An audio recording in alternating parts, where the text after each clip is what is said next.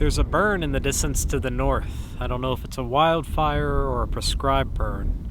It's a little bit early in the season, so it could very well be a prescribed burn. Welcome to Venture Forward, a video series about overland travel and four-wheel drive exploration.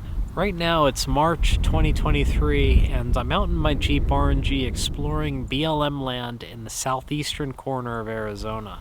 I'm a few miles into the backcountry, and I found a really nice campsite at the end of a BLM road spur. It's located in a grassy canyon surrounded by these low desert mountains, so there's good shelter from the wind, and it's right near a very small stream. There's a primitive stone fire ring that looks like it sees occasional use, and enough room for about 2 or 3 vehicles. This is a beautiful landscape. Temperatures are around 65 degrees Fahrenheit, and I think I'm going to sleep well tonight.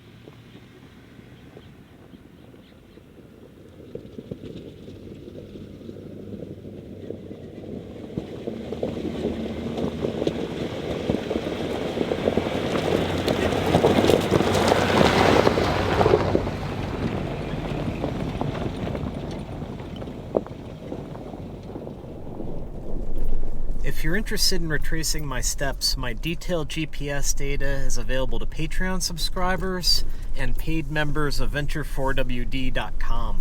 It's bright and early in the morning, and I am rolling. I'm off to explore this rugged and secluded BLM road that's wonderfully scenic. It seems moderately traveled, but it's not giving me the impression that it's a really well-known track. And that's what makes it special in my mind. The scenery is just astounding. This is a great find.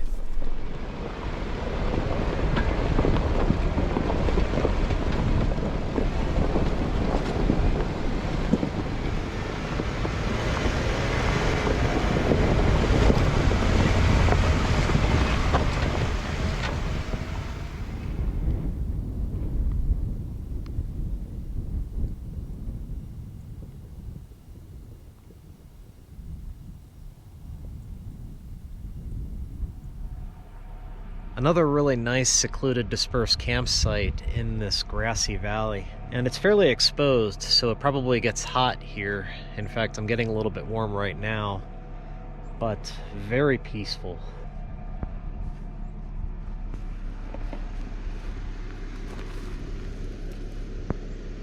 Cool.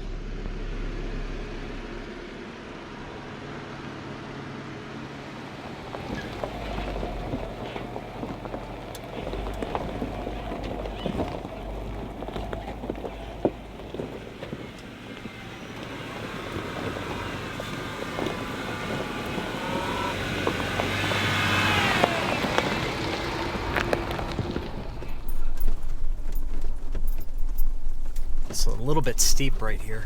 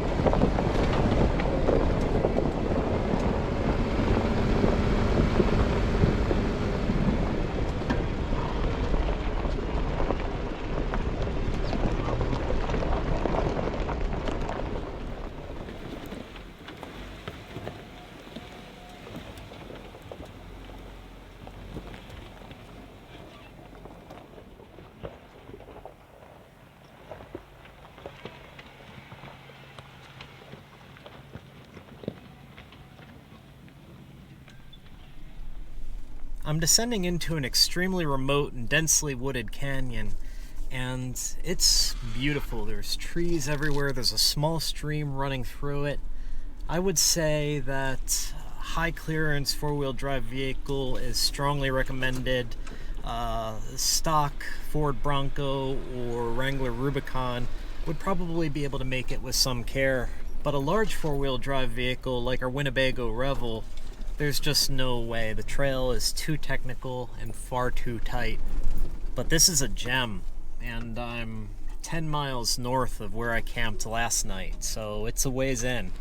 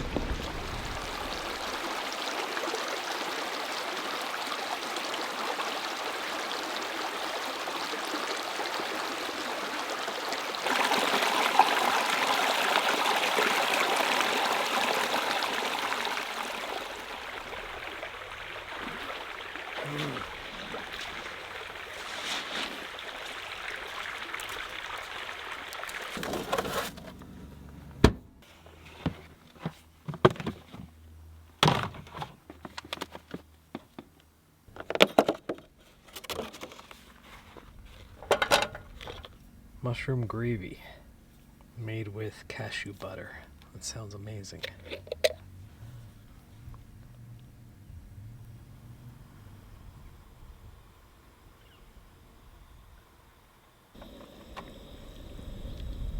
So this track that I explored today and yesterday is the better part of 17 miles, and it's an out and back, so you get to the end of it and you have to backtrack and do that 17 miles all over again. I know that might not sound too appealing, but honestly, the terrain is awesome, so it's interesting if you're out for a trail ride, and the scenery is second to none. So in my opinion, it's well worth it. And there aren't a lot of campsites along the way, but if this one is available and it's a roll of the dice, then it'd be really interesting to make this a 2-day trip. The trek terminates at an old cabin, which I made it to, but when I got there, there were BLM personnel, and they were there for the fire, which I mentioned yesterday, and they told me that it was indeed a prescribed burn. So it was not an out-of-control wildfire, and they said that I was safe, and I could go about my business without a worry. So once I got to the cabin where the BLM folks were, I backtracked 3 miles to this campsite in the canyon and settled in. Just kind of meandered around for the rest of the day and sat by the stream for a little bit. This is a little slice of heaven. It's even better when you have chicken.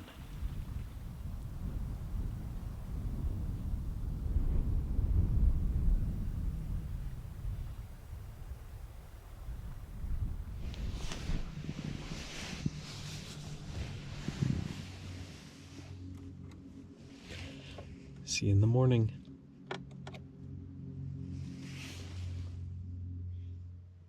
"6:30 a.m. and we have some pink clouds to the east."